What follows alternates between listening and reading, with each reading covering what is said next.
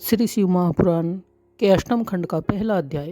सूत जी ने कहा, ए सोनकादि ऋषियों, नारद जी इतनी कथा सुनकर ब्रह्मा जी से बोले, हे पिता, यद्यपि आपने शिव जी के अनेक चरित्रों का वर्णन किया है तो भी मुझे तृप्ति नहीं होती।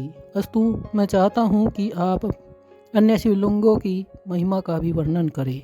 यह सुनकर ब्रह्मा जी बोले, हे पुत्र, शिवलिंगों की कोई संख्या नहीं है, लिंग से अन्य कोई वस्तु नहीं है, तो भी मैंने जहाँ तक अपनी बुद्धि के अनुसार समझा है और जो कुछ मुझे विष्णु जी के द्वारा ज्ञात हुआ है वह मैं तुम्हें बताता हूँ।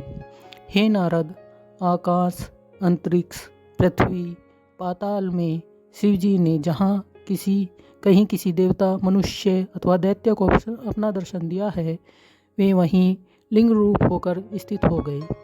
उन शिवलिंगों का पूजन करने से अत्यंत आनंद की प्राप्ति होती है। इस पृथ्वी पर शिव जी के असंख्य लिंग स्थापित है।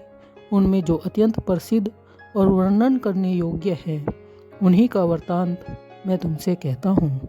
उन लिंगों में भी जो बड़े और अधिक श्रेष्ठ हैं, उन्हें ज्योतिर्लिंग कहा जाता है। ज्योतिर्लिंगों में शिव जी पूर्णांश से विराजमान रहते हैं। उन ज्योतिर्लिंगों का वृत्तांत इस प्रकार है।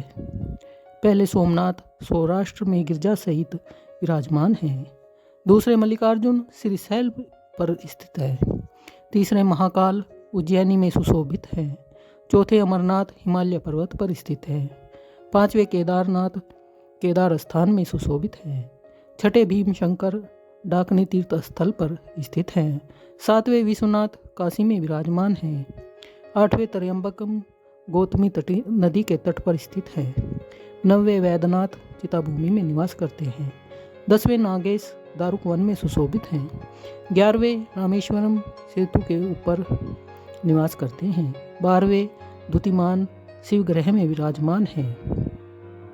जो व्यक्ति प्रभात के समय पवित्र होकर इन 12 ज्योतिर्लिंगों के नाम लेता है, उनके संपूर्ण मनोरथ पूर्ण होते हैं। हे नारद, इन ज्योतिर्लिंगों का प्रभाव, महिमा अपरमेय है। मोक्ष केवल 4 प्रकार के व्यक्ति को ही मिलता है। वे यह हैं: शिव जी के भक्त, वेदपाठी, ज्ञानी तथा ध्यानी।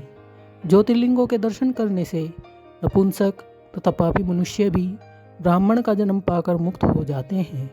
अस्तु, ज्योतिर्लिंगों का दर्शन, सेवन, स्मरण तथा पूजन अवश्य करना चाहिए।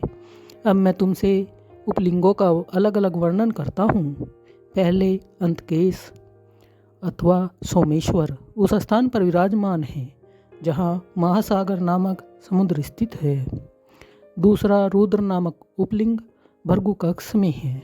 तीसरे उपलिंग का नाम दुग्धेश, चौथे का कदम्बेश, पांचवें का भूमीश, छठे का भीमेश्वर, सातवें का लोकनाथ, आठवें का त्र्यंबक